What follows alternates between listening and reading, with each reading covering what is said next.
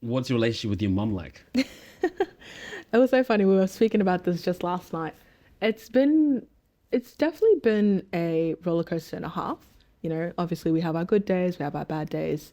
Um, Me and my mum, we're not, compared to my dad, we're not like best friends. We're not as close. And I feel like just, yeah, growing up, like my mum has definitely been very harsh towards me. Very, it's always, I don't know how to put it. It's definitely been a tough love experience from her. Whereas my dad, he's always allowed me to be soft and always nurtured my feelings. And yeah, he was just always very soft with me. Like, Yeah. and don't get me wrong, I love my mom to bits. It's just, yeah, it's definitely been um, an experience and a half with her. I love that. It's so fascinating because I've also got sisters and they're same relationship with my mum. Yeah. Do you feel like your mum kind of puts that on as a front just to kind of have that? And then when you're gone, she's like, I hope she understands why I'm doing this. Do you think she's like that when you're gone? Yeah, most definitely. I've had conversations where she would always open up to my brother, and she was just so, like, the way she speaks to my brother is completely different to how she speaks to me or any of the girls. And I think it's because obviously, being born in South Sudan, she was born in the village. So, and she got married to my dad when she was about 16 years old. So it was very like, the way she experienced girlhood and womanhood was extremely different to how I'm experiencing it now. And I feel like because I'm so liberated here in the Western society, it's something she's like, really trying to wrap her head around. And in a way, I think she she really does try to push the values that she grew up with onto me. And sometimes I just have to tell her, like, hey, look, the way you learn things is a bit outdated to how I grew up here in Australia. And it's something, yeah, we just tend to clash all the time, but it's something we're slowly working on and slowly trying to overcome. Yeah. Well, there you go, guys. We're going to go for a quick break, but we'll be right back. Stay tuned. Welcome back, guys. If you just joined, I am your host, Paul Mayan, and I'm with Sarah. When you guys have the ups and downs, do you kind of like understand, okay, I know where she's coming from, and does that ever come to mind? Yeah. So when I was younger, I never really understood it.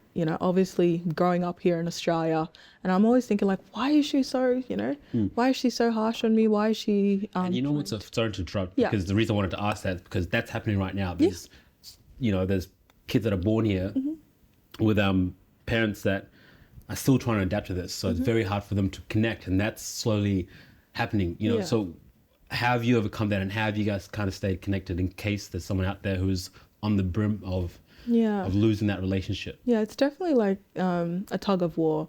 And honestly, it wasn't until I went back home and I was back in South Sudan for 3 months. It wasn't until then when I had experienced the huge culture shock. So I was stuck in the village, actually. I was stuck in Board Village. What do you mean? Oh no, because I was only supposed to be there for 3 days, and I ended up being there for a whole week.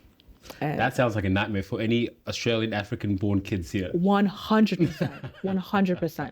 And I wasn't used to the heat. I wasn't used to, just eating very little, and I wasn't used to seeing, people holding guns left, right, and center.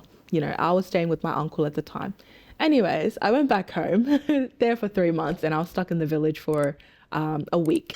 And I really did understand where my mum was coming from, because I had met teenagers who just got married. I was 18 at the time.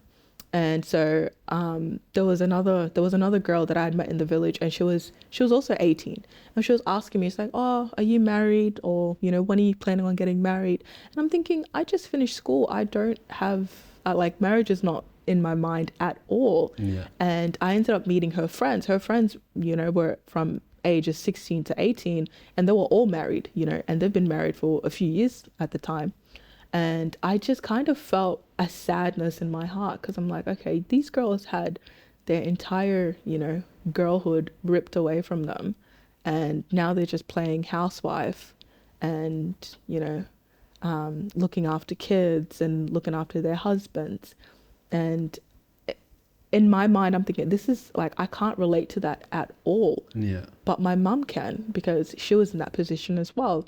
So when I had, came back to Australia, I really did sympathize with where she was coming from and why she held certain values so close to her, because that's all she knew, whereas myself, I was, fortunate enough to grow up in Australia and just to live such a liberating life. She never got the opportunity to go to school. She never got the opportunity to do the things that I'm doing now, Yeah.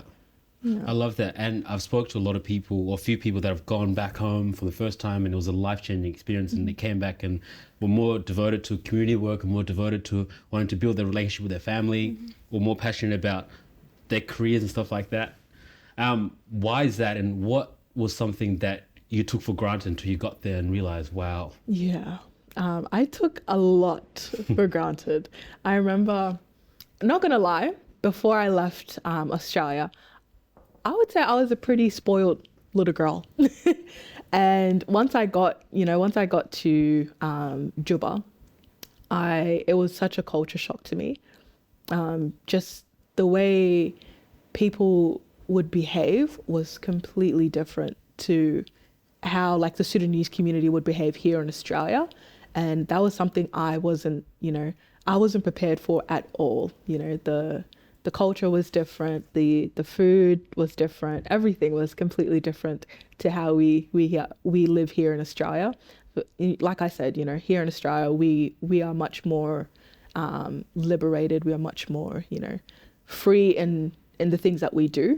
Whereas back home, it's if you didn't have money, you weren't able to do anything.